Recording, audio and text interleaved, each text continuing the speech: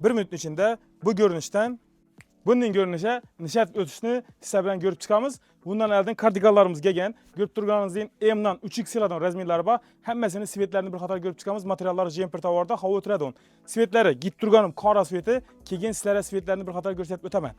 Karışnoy sveti görüp turganınızın zor bolup duradı. Yenem svetlerini görüp çıkamız. Sini sveti görüp turganınızın zor bolup duradı. Yakalı variantta başka svetlerini görüp çıkamız.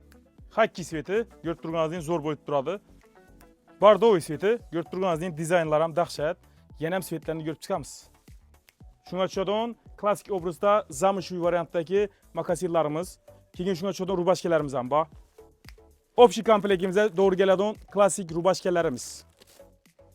Kara sveti görüp turganınızın klasik obrazdaki kardiganlarımız M-dan 3X sıradan boladı. Materialı jemper materialda, yani hava ötüredi. Katlı soğukadan giymeke doğru gelen klasik obrazdaki boladı dosta. Bula İçinden, görünüşünden, yüzlülüşünden kati nezer hemmeye doğru gelen variantta boladı.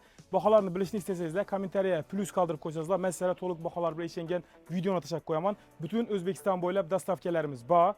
1 minut içinde bu şekilde nişat ötse boladı. Elbette Kral Brand'e gelip 1 minut içinde şunu obrazda giyinseniz de boladı.